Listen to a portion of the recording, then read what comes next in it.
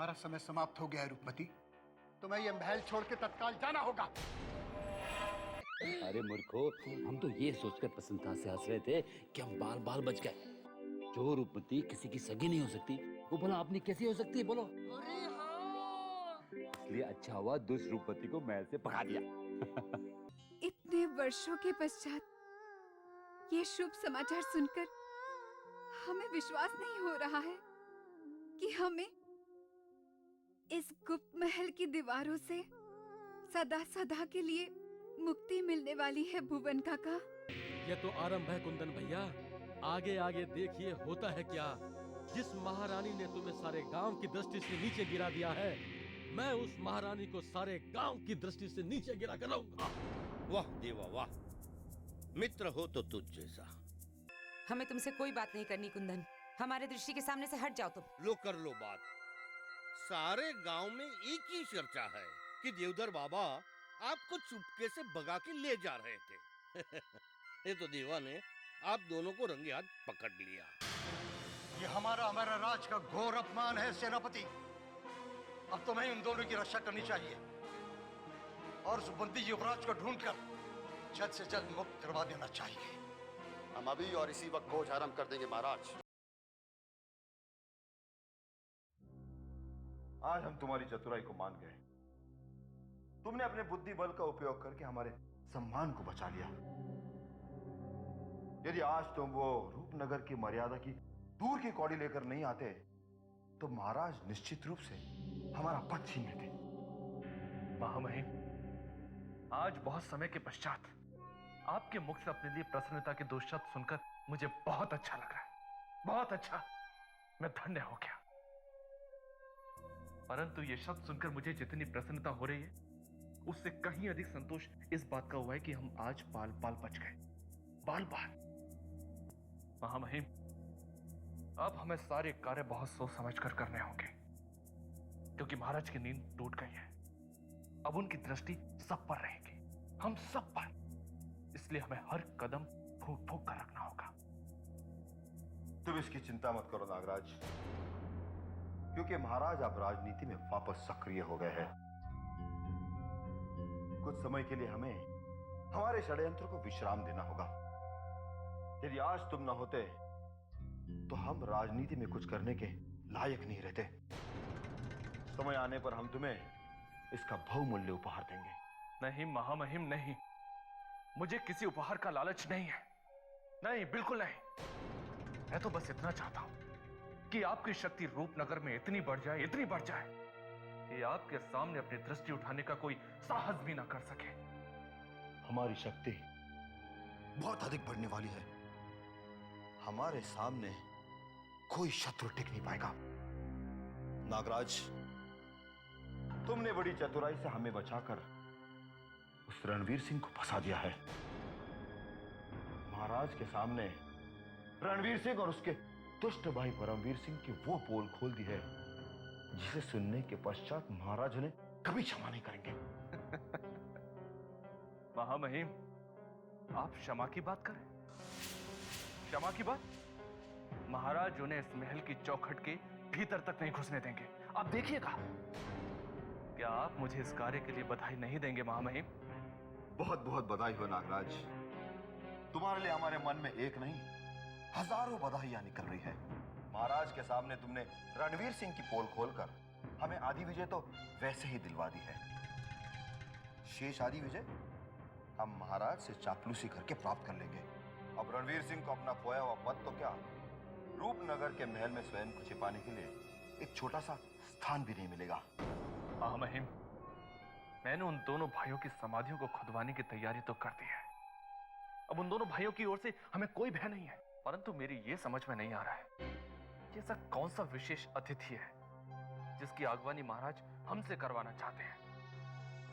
ऐसा कौन सा व्यक्ति है महामहिम जिसे महाराज स्वयं इतना सम्मान दे रहे हैं। हाँ नागराज, हम भी उस विशेष अतिथि के विषय भी सोच रहे थे। पता नहीं वो कौन है, किंतु हमें चिंता होने लगी है क्योंकि हम नहीं चाहते कि रूपनगर के महल में कोई नया अतिथि आ जाए। चाहता तो मैं भी नहीं हूं महामहिम कि हम दोनों के सिवा इस महल में कोई और कदम रखे। परंतु हम विवश हैं, हम कुछ नहीं कर सकते, क्योंकि ये आदेश हमें स्वयं महाराज ने दिया है। ये कार्य तो हमें पूर्ण करना ही होगा, चाहे वो दिखावे के लिए क्यों ना हो। महामहिम, हमें महाराज को प्रसन्न करने के लिए इस कार्य को पूर्ण करना ही चाहिए। तुम ठीक कह रहे हो नागराज, किंतु नया अतिथि कौन हो सकता है? क्या तुमने अनुमान लगाया है? नहीं महामहिम, मैं नहीं जानता कि वो अतिथि कौन है, किंतु इस बात का पता हमें भुवन सिंह जी से चल सकता है। हमें तत्काल उनके पास जाकर उनसे पूछताछ करनी चाहिए। चलिए।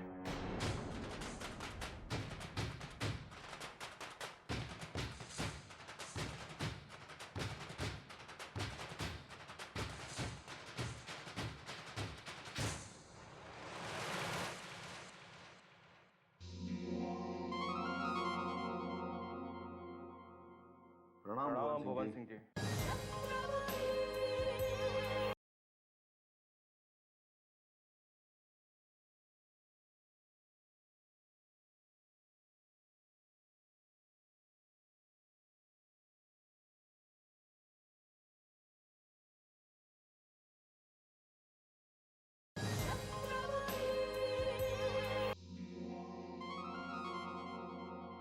प्रणाम भुवन सिंह जी।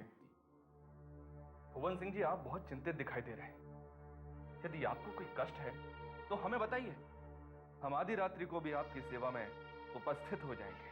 हाँ भुवन सिंह जी, लगता है कोई गंभीर विषय है जिसके बारे में सोच सोचकर आप मुरझा से गए हैं। यदि आप हमें बताते तो हम भी आपकी सहायता कर सकते हैं। आपने हमारी सहायता करने की बात सोची, यह जानकर हमें बड़ी प्रसन्नता हुई, किंतु हमें आपकी किसी सहायता की आवश्यकता नहीं है। क्या हम जान सकते हैं कि आप किस कार्य से यहाँ आए हैं? भुवन सिंह जी, महाराज ने हमें आदेश दिया था कि यदि आप हमें कभी चिंतित दिखाई दे जाएं, तो हम तत्काल आपकी सहायता करें। और आज आप हमें चिंतित दिखाई दे रहे हैं, परंतु आप हमें अपनी चिंता का कारण क्यों नहीं बता रहे हैं? भुवन सिंह जी, आपके पश्चात हम दोनों ही ऐसे हैं जो महाराज के परम स्वामी भक्त हैं। अब इन बातों को जाने दीजिए। यदि हमारे लायक कोई कार्य हो तो हमें बताइए। आपकी सहायता करके हमें बड़ी प्रसन्नता होगी। अभी हमारे पास आपके लिए कोई कार्य नहीं है। यदि आवश्यकता हुई तो हम आपको जरूर सूचित करेंगे। ठीक है भुवन सिंह जी, हम चलते हैं, परंतु जाने से पहले हमें ये तो बता दीजिए कि इस महल में कौन सा नया विशेष अतिथि आ रहा है? नया अतिथि? नए अतिथि के विषय में आपको किसने बताया? महाराज ने हमें स्वयं बताया है भुवन सिंह जी। उन्होंने हमें आदेश दिया है कि उस नए विशेष अतिथि के स्वागत के लिए हम आपकी भरपूर सहायता करें। अब तो बता दीजिए कि हमारे इस सुने महल में वो नया अतिथि कौन आ रहा है? यदि महाराज ने स्वयं आपसे नए अतिथि का स्वागत करने के लिए कहा है तो हम आपसे कुछ नहीं छुपाएंगे। वो नया अतिथि और कोई नहीं, स्वयं हमारी पुत्री है। और हमारी पुत्री पहली बार रूपनगर के इस महल में प्रवेश कर रही है। भुवन सिंह जी, ये तो बड़ी प्रसन्नता की बात है कि हमारी दीदी महल में पधार रही है। राजवीर, हमारी पुत्री तो आपसे बहुत छोटी है, तो आपकी दीदी कैसे हुई? भुवन सिंह जी, भले ही आपकी पुत्री अवस्था में हमसे छोटी है, किंतु हम उसे सम्मान बड़ी बहन का ही देंगे, क्योंकि वो आप जैसे सम्मानित पिता की पुत्री है। और वैसे भी हम दोनों भी आपको अपना पिता समान ही समझते हैं। नागराज, अब समय नष्ट मत करो और शीघ्र चलो। हमें दीदी के स्वागत के लिए महल में सुरक्षा के बहुत कार्य करने हैं। हाँ महामहिम, हमारी दीदी रूपनगर के इस महल में पहली बार आ रही है। भुवन सिंह जी, आप चिंता मत कीजिए, हम अपनी दीदी के स्वागत और सुरक्षा की ऐसी तैयारी करेंगे कि सब के सब देखते रह जाएंगे। चलिए महामहिम। प्रणाम भुवन सिंह जी। लगता है हमने तुम्हारी कुछ अधिक ही प्रशंसा कर दी है, इसलिए तुम अपना कर्तव्य ही भूल गए हो। तुमने हमें बताया नहीं कि भुवन सिंह की एक छोटी पुत्री है। यदि हमें पता होता कि भुवन सिंह की एक छोटी पुत्री है तो हम उसे दीदी नहीं कहते। महामहिम, आप मुझ पर क्रोधित क्यों हो रहे हैं? मैं भी नहीं जानता था कि भुवन सिंह जी का विवाह हो चुका है। मैं तो उन्हें रूपनगर के इस महल में कई वर्षों से अकेला ही देख रहा हूं। नागराज, यदि तुम भुवन सिंह को मिलने से पहले उनकी जन्म कुंडली जान लेते तो हमें उनके सामने लज्जित नहीं होना पड़ता। जब उन्होंने हमें बताया कि उनकी पुत्री हमसे बहुत छोटी है तो हम लज्जित होकर जैसे धरती में समा गए। किंतु महामहिम, मैंने बात को अतिशीघ्र संभाल भी लिया था ना। मैंने भुवन सिंह जी की इतनी प्रशंसा की कि उनको आकाश में चढ़ा दिया। अब आप चिंता मत कीजिए और आगे की कोई योजना बनाइए। अब आगे के समय के लिए हमें अपने षड्यंत्र को रोकना होगा, क्योंकि महल की राजनीति में एक नया मोड़ आ गया है। महल की राजनीति ने नया मोड़ ले लिया है? मैं कुछ समझा नहीं महामहिम। नागराज, पूर्व मंत्री और रणवीर सिंह की पोल खोलकर तुमने महाराज के नेत्र भी खोल दिए हैं। अब महाराज रणवीर सिंह को महल में कभी प्रवेश नहीं करने देंगे। अब महल में केवल हमारा राज होगा। एकदम सत्य कह रहे हैं आप महामहिम, एकदम सत्य कह रहे हैं। पूर्व मंत्री व रणवीर सिंह के भय के कारण हमें कितने षड्यंत्र करने पड़ते थे, कितने षड्यंत्र। अब उनके ना रहने से हमारे पद का कांटा स्वयं ही हट गया है। अब आप अपने मंत्री पद का उपयोग करके रूपनगर के इस महल पर अपना शासन जमा सकते हैं। तुम हमारी योजना भली बात ही समझ गए हो। अब हमें सारी बातें भुलाकर अपना ध्यान भुवन सिंह की पुत्री के स्वागत में लगा देना चाहिए, क्योंकि हमारी छोटी सी दीदी डोली में बैठकर महल में कभी भी आने वाली होगी।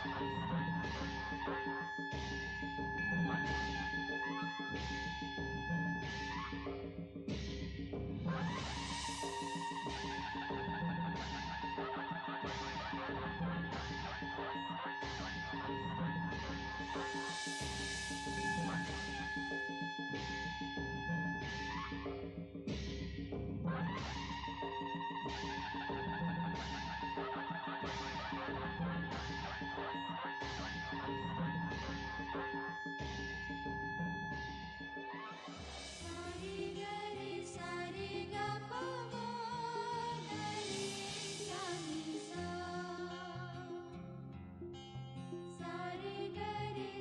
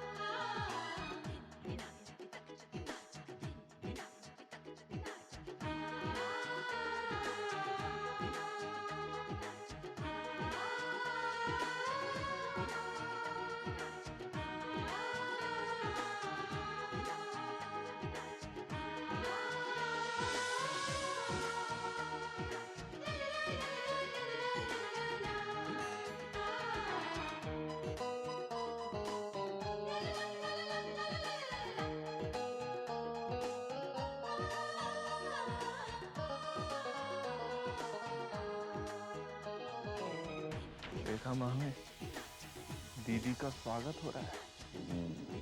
हमें भी फूल बरसाने चाहिए।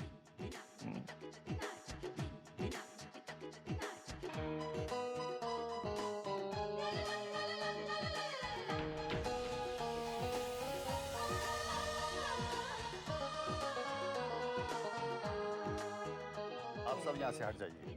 नई अतिथि को महल में प्रस्थान करने। प्रणाम भुवन काका। जुग जुग जियो। ईश्वर करे आपके ऊपर कभी किसी संकट की छाया ना पड़े।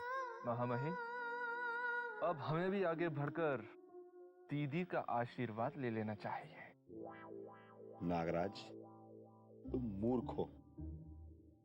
वो दीदी हमसे छोटी है, हम आशीर्वाद लेंगे नहीं, अपितु दूर से उसे आशीर्वाद देंगे।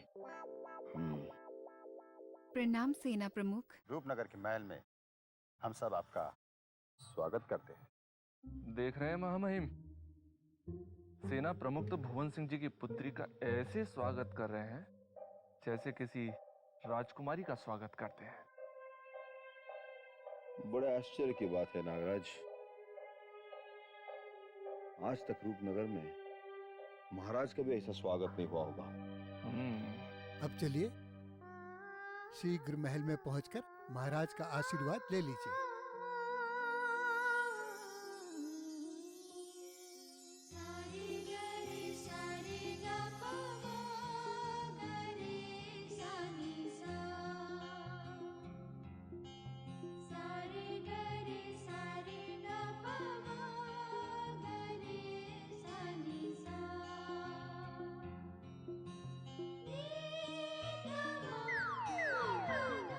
महामहिम, दीदी पर फूल बरसाइए।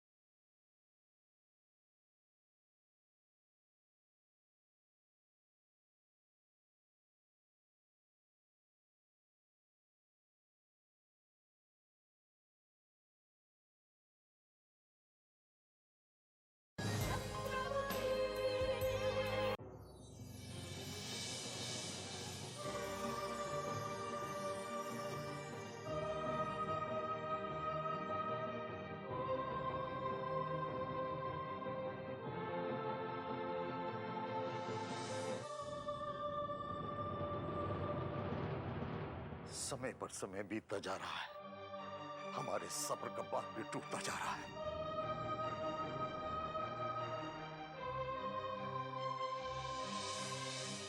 हमारी सुपुत्री राजकुमारी चंद्रमुखी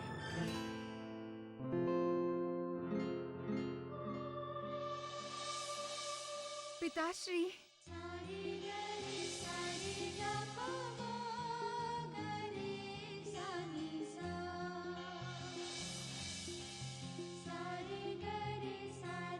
पिताश्री। चंद्रमुखी,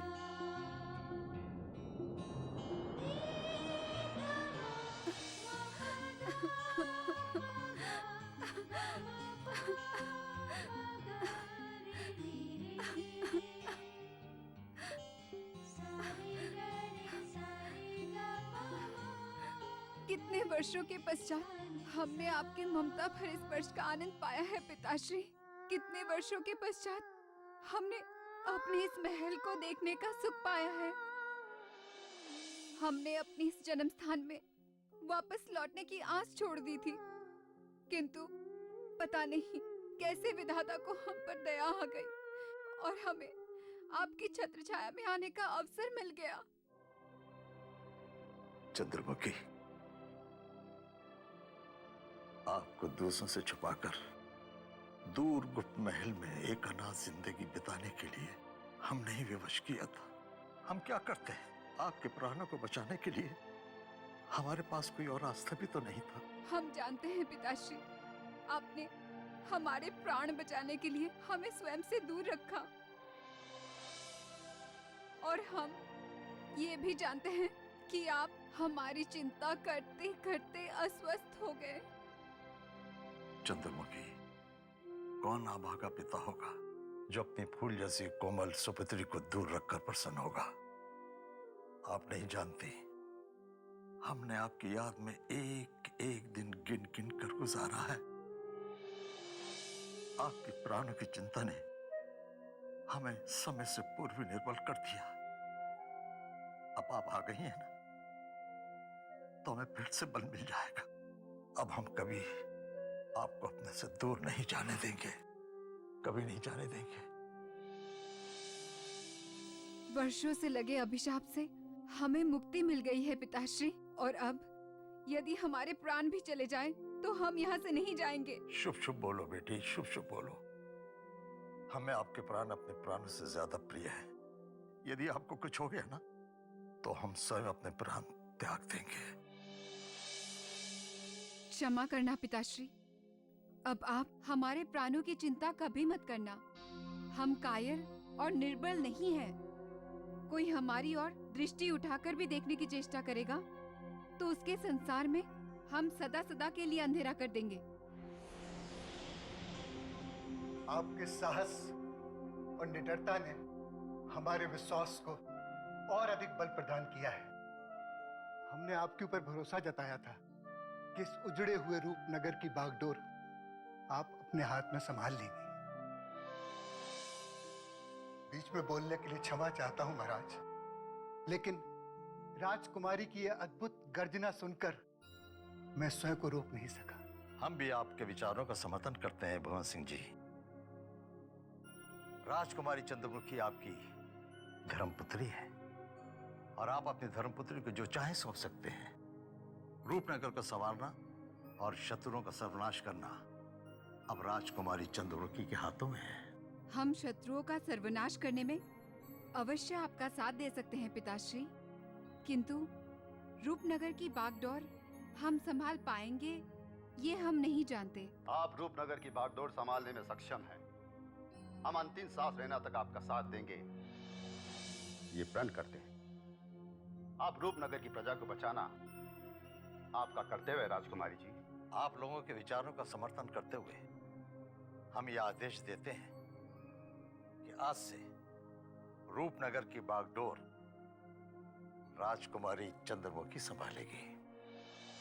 हमें बहुत ही दुख के साथ कहना पड़ रहा है कुंवर कि अभी तक मंत्रीवर रणवीर सिंह के स्वास्थ्य में कुछ भी सुधार नहीं हुआ है, जबकि हमने मंत्रीवर की स्मृति को वापस लौटाने के लिए एक से एक दुर्लभ जड़ी बूटियों का प्रयोग किया है, परंतु अभी तक कोई भी जड़ी बूटी मंत्रीवर की स्मृति को वापस नहीं लौटा पाई। ये आप क्या कह रहे हैं वैद्यराज जी? आप तो रूपनगर के सबसे बड़े वैद्य हैं। यदि आपने हमें निराश कर दिया तो हम कहीं के नहीं रहेंगे। कुछ और प्रयोग कीजिए, किंतु भाई जी को शीघ्र ही ठीक कर दीजिए। हम अपनी ओर से पूरा प्रयास कर चुके हैं कुंवर, शेष फल देना तो ईश्वर के हाथों में। आप ईश्वर पे विश्वास कीजिए, अब ईश्वर ही मंत्रीवर की स्मृति को वापस लौटा सकते हैं। हमारा विश्वास अब सब पर से उठ चुका है। यदि भाई जी शीघ्र ठीक नहीं हुए तो हमारे खिलाफ बगावत भी हो सकती है। आप जिस बगावत के बारे में बात कर रहे हैं, वो बगावत शुरू हो चुकी है कुंवर। वैद्यराज जी, लगता है ज्वाला हमसे किसी गंभीर विषय में बात करना चाहती है। हम इससे एकांत में वार्तालाप करना चाहते हैं। ठीक है कुंवर, हमें भी कुछ आवश्यक जड़ी बूटियों के लिए जंगल में जाना है, हम चलते हैं। ये तुम क्या कह रही हो ज्वाला? क्या जो कुछ भी तुमने कहा वो सत्य है? यदि यह सत्य होता तो हम इतनी दूर आपसे भेंट करने नहीं आते कुंवर।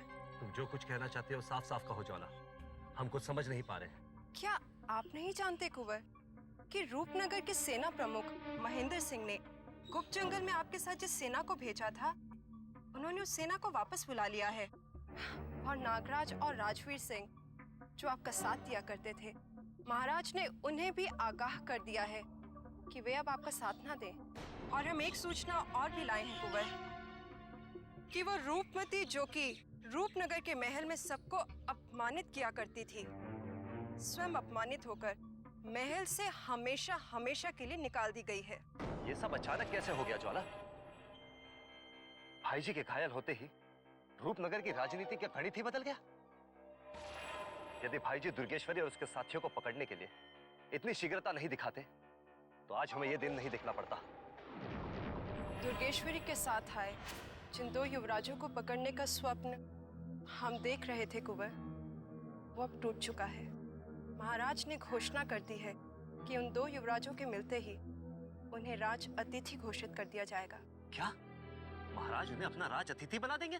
उन दो युवराजों के साथ साथ वो तीसरा युवराज सूर्य प्रताप सिंह भी अब राज अतिथि बनने वाला है, जिन्हें आपने और पूर्व मंत्रीवर रणवीर सिंह ने बंधक बना रखा है। कहीं तुम ये सारे असत्य कहकर हमारे जले पर नमक तो नहीं छिड़क रही हो ज्वाला? ज्वाला कभी असत्य वचन नहीं बोलती है कुंवर, और यदि सत्य सुनने का साहस है तो एक सूचना और सुनिए, जिसे सुनने के पश्चात शायद आपके पैरों तले जमीन ही खिसक जाए। अब तुम और कौन सी नई सूचना लाई हो? शीघ्र बताओ, हमारे सबर का बांध टूटा जा रहा है। सूचना ये है कि महाराज ने रूपनगर की वास्तविक राजकुमारी चंद्रमुखी को वापस बुला लिया है और उन्हें सिंहासन की सत्ता और बागडोर भी सौंप दी है। क्या वास्तविक राजकुमारी चंद्रमुखी ने रूपनगर के सत्ता की बागडोर अपने हाथों में ले ली है? हाँ कुंवर, और महाराज ने ये घोषणा कर दी है कि अब पूर्व मंत्रीवर रणवीर सिंह, आप और आपका कोई भी साथी अब महल में प्रवेश नहीं कर सकते। आपके लिए रूपनगर के द्वार अब सदैव सदैव के लिए बंद हो गए हैं। ये सब कैसे हो गया? हमें इस अनहोनी का पता क्यों नहीं चला? हमारे खिलाफ होने वाले षड्यंत्र हमसे ही कैसे छुपे रहे? कुंवर, इन षड्यंत्रों की गंध हमें हमारी पराजय के संकेत दे रही है।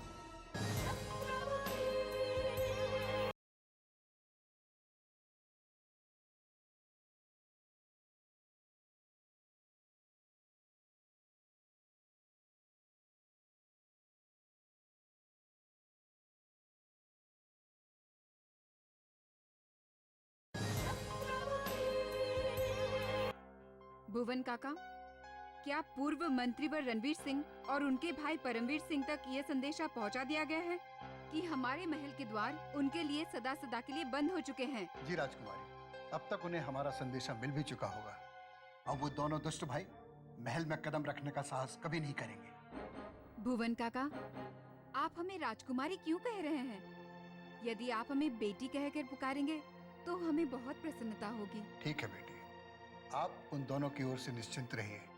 अब वो दोनों महल की ओर दृष्टि उठाकर भी देखेंगे तो हमारे सैनिक उनके टुकड़े टुकड़े कर देंगे। अब आप एक बात बताइए सेना प्रमुख जी, गुप्त जंगल में जो डाकू दुर्गेश्वरी दो युवराजों को लेकर छिपी हुई है, क्या उसके बारे में कोई जानकारी मिली है? नहीं राजकुमारी जी, हमारे गुप्तचर उन्हें खोजने में जुटे हुए हैं, किंतु अभी तक कोई जानकारी नहीं मिल पाई। हमें तो लगता है डाकू दुर्गेश्वरी हमारी राज सेना को देखकर वापस चली गई होगी या गुप्त जंगलों के भीतर कहीं छुपी होगी, किंतु हमने सारे राज्य में ढिंडोरा पिटवा दिया है। जिसे भी वो दो युवराज हमारे दिखाई दे, उन्हें सम्मान पूर्वक हमारे सामने ले आए, हम उन्हें राज अतिथि का सम्मान देंगे।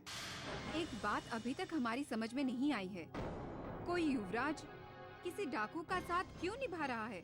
वो दोनों युवराज उस महिला डाकू के साथ हमारे रूपनगर के महल की ओर क्यों बढ़े चले आ रहे हैं? पता चला है उन दो युवराज में से किसी एक का भाई रणवीर सिंह के कारागार में बंदी है, इसलिए वो डाकू दुर्गेश्वरी की सहायता से उन्हें छुड़ाने आ रहे थे। हम समझ गए, किंतु क्या आपने अपने अधिकारियों से उस बंदी युवराज को कारागार से मुक्त करा के हमारा राज अतिथि बनाने का आदेश दे दिया है? जी राजकुमार जी, महाराज को जब इस बात का पता चला तो उन्होंने तुरंत ही उस युवराज को रणवीर सिंह के कारागार से मुक्त कराने का आदेश दे दिया, जिसे सुनने के पश्चात हमने अपने अधिकारियों को उस बंदी युवराज को मुक्त करके रूपनगर के महल तक ले आने को कह दिया था।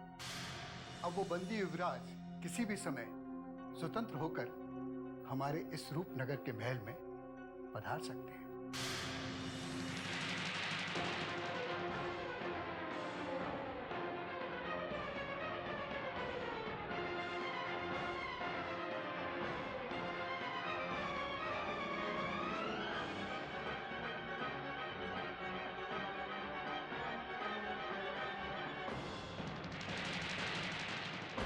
पधारिए युवराज, रूपनगर के राजमहल में आपका स्वागत है। पहले आप हमें ये उत्तर दीजिए कि हमें यहाँ किस कार्य के लिए बुलाया गया है।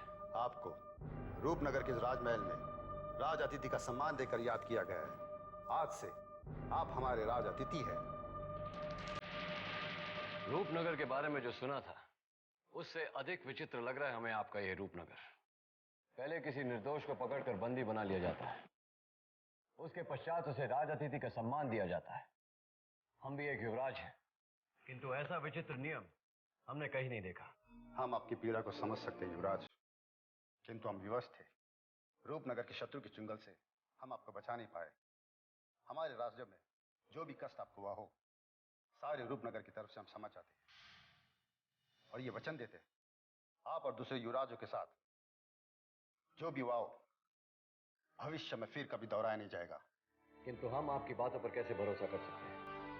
आप कौन से पद पे हैं यहाँ, और राज अतिथि बनाने का निर्णय किसने लिया है?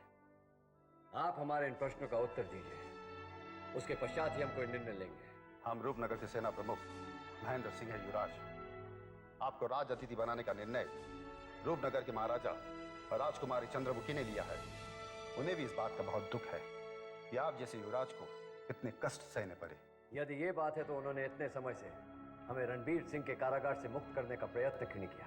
महाराज और राजकुमारी चंद्रमुखी ये नहीं जानते थे कि उनके मंत्री रणवीर सिंह ने आपको बंदी बनाकर रखा है। जैसे उन्हें पता चला, उन्होंने तत्काल आदेश देकर आपको स्वतंत्र करा दिया और शीघ्र उन युवराजों की भी मुक्ति होने वाली है जो वर्षों से रणवीर सिंह के कारागार में बंदी है। आप हम पे भरोसा कीजिए, आप पर कोई भी संकट नहीं आ सकता। यहाँ पहली बार हमें किसी की बातों पर विश्वास है। आपको देखकर हमें लगता है कि आप सत्य कह रहे हैं। अब बताइए हमें क्या करना है? आपको सम्मानपूर्वक हमारे साथ महल के भीतर चलना होगा। राजकुमारी चंद्रमुखी आपसे भेंट करना चाहती है। आइए, राजकुमारी चंद्रमुखी आपकी प्रतीक्षा कर रही है।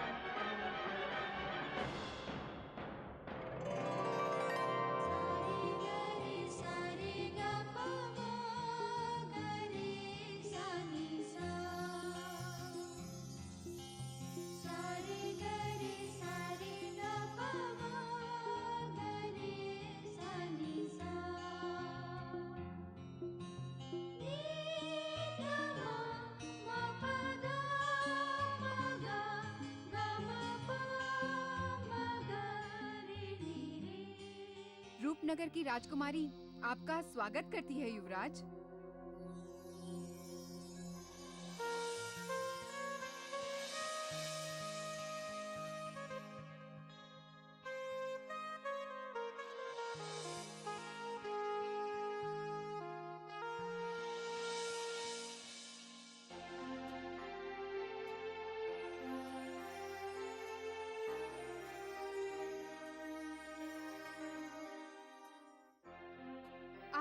कहाँ खो गए युवराज? हम आपकी ही प्रतीक्षा कर रहे थे। तो आप ही हैं ब्रह्मांड की सबसे सुंदर राजकुमारी। ये आपसे किसने कह दिया युवराज? आपने कैसे सोच लिया कि हम ब्रह्मांड सुंदरी राजकुमारी चंद्रमुखी हैं? हम ही क्या, पृथ्वी का हर मनुष्य जानता है कि रूपनगर राज्य की राजकुमारी चंद्रमुखी ब्रह्मांड सुंदरी है और उन्हें देखने और उनसे विवाह का संकल्प लेकर कई वर्षों से राजा महाराजा आते रहे, किंतु उनमें से कोई भी जीवित अपने राज्य वापस नहीं लौट सका है। ये आप क्या कह रहे हैं युवराज?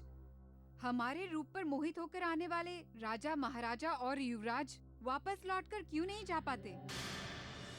सेना प्रमुख जी, ये क्या हो रहा है? हमें कुछ समझ में क्यों नहीं आ रहा है? हमें भी इस विषय के बारे में अभी पता चला है राजकुमारी जी।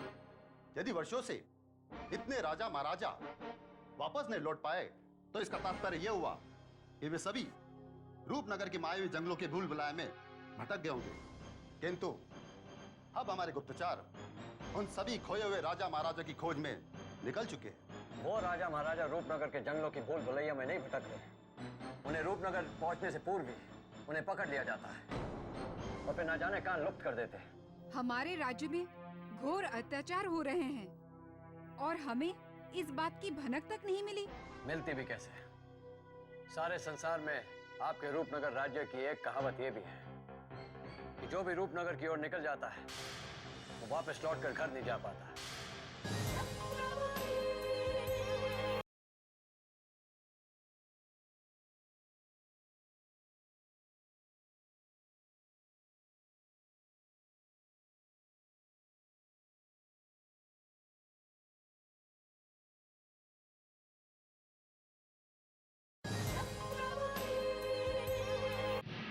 हमारे भाई विजेंद्र प्रताप सिंह भी आपकी सुंदरता को देखने के लिए अपने राज्य से रूपनगर की ओर निकल पड़े।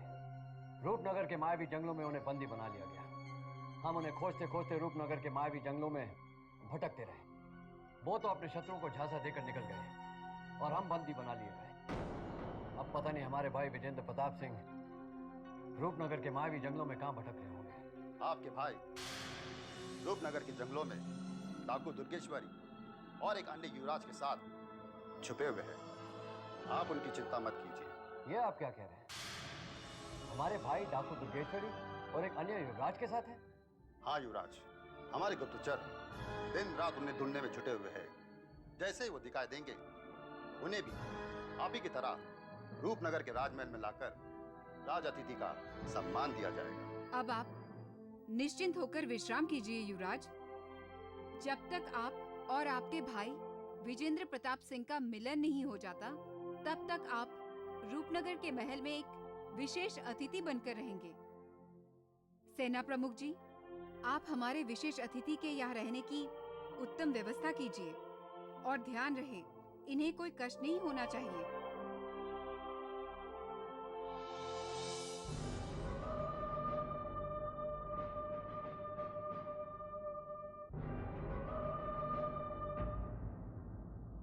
देखो ज्वाला, तुम हमें अब और नीचा दिखाने का प्रयत्न मत करो। वैसे भी भाई जी की स्मृति खो जाने के कारण हम पूरी तरह से टूट चुके हैं। अब तुम्हें हमें बार बार हमारी पराजय की याद दिलाकर हमसे क्या प्राप्त करना चाहती हो? हमारी समझ में ये नहीं आ रहा कि हम तुम्हें अपना मित्र समझे कि शत्रु। हम आपके और मंत्रीवर रणवीर सिंह के शत्रु हैं या मित्र? ये बात तो आने वाला समय ही बताएगा कुंवर। और जहां तक बात रही आपके पराजय की, तो इस विषय में हम केवल इतना ही कहना चाहते हैं, किसी अपने को ही अपने की पराजय से प्रसन्नता नहीं होती। जितना दुख आपको है उतना दुख हमें भी है कुंवर। पर हमारी व्यथा देखिए, हम तो ये बता तक नहीं सकते क्योंकि आप तो इसे नाटक ही समझेंगे ना। हमारी समझ में नहीं आता कि आखिर आप कब हम पर संदेह करना छोड़ेंगे। अब तो हमें संपूर्ण रूपनगर की प्रजा पर संदेह होने लगा है। तो तुम कहाँ ठहरती हो ज्वाला? भाई जी और हमने जिसे भी अपना समझा उसी ने हमारे साथ विश्वासघात किया है। राजवीर और नागराज, इन दोनों ने तो इतने बार अपने रंग बदले हैं कि हम तुम्हें बता नहीं सकते। हमने भाई जी को बहुत समझाया कि इन पर विश्वास ना करें, क्योंकि ये दोनों जिस थाली में खाते हैं उसी में छेद करते हैं। किंतु उन्हें हमारी बातें समझ में ना आई, जिसका परिणाम हमें अब भुगतना पड़ रहा है। हमें आपसे सहानुभूति है कुंवर, किंतु बीती बातों को याद करके अब कोई लाभ नहीं। आज सब के सब न जाने आपको छोड़कर कहां लुप्त हो गए हैं। किंतु ज्वाला आज भी निडरता से एक चट्टान की भांति आपके सामने खड़ी है। क्या आपको नहीं लगता कि हम पर संदेह करके आपने एक भूल की थी? यदि हमने भूल भी की थी तो हमें उस भूल का कोई पछतावा नहीं है, क्योंकि हम एक बार कोई निर्णय ले लेते हैं दोबारा उसे पीछे पलट कर नहीं देखते हैं। तुम्हारा यही घमंड तुम्हें और मंत्रीवर रणवीर सिंह को ले डूबा। तुमसे तुम्हारे घमंड ने अच्छे बुरे की पहचान छीन ली है। हम मंत्रीवर रणवीर सिंह को अपना स्वामी मानते थे और आज भी उन्हीं की स्वामी भक्ति करते हैं। पर ये बात तुम कभी नहीं समझ पाओगे। तुम भाई जी के पीछे क्यों पड़ी हो? अब तो ना उनके पास कोई सत्ता है ना ही शक्ति, तो उनकी स्वामी भक्ति करने से तुम्हें क्या लाभ होगा? क्या इस प्रश्न का तुम उत्तर हमें दे सकती हो ज्वाला? हाँ, अब समय आ गया है कि हम तुम्हें इसका कारण भी बता दें। यदि सत्य सुनने और समझने की शक्ति रखते हो कुंवर परमवीर सिंह, तो सुनो, हम रणवीर सिंह से प्रेम करते हैं और अपने प्रेम की अग्नि परीक्षा देने के लिए हम अपने प्राणों की आहुति भी दे सकते हैं। नाटक रचने की कला में तो तुम्हारा हाथ कोई नहीं पकड़ सकता है ज्वाला। यदि भाई जी से तुम इतना ही निस्वार्थ प्रेम करती हो, तो राजवीर सिंह के साथ मिलकर भाई जी के खिलाफ षड्यंत्र रचने का कारण क्या था? बताओ, बताओ हमें ये सब क्या था? वो हमारा क्षण भर का क्रोध था कुंवर, क्योंकि हम रणवीर सिंह को जलाना चाहते थे, क्योंकि वो हमसे बिना पूछे ही अपनी गुप्त योजनाएं बनाने लगे थे।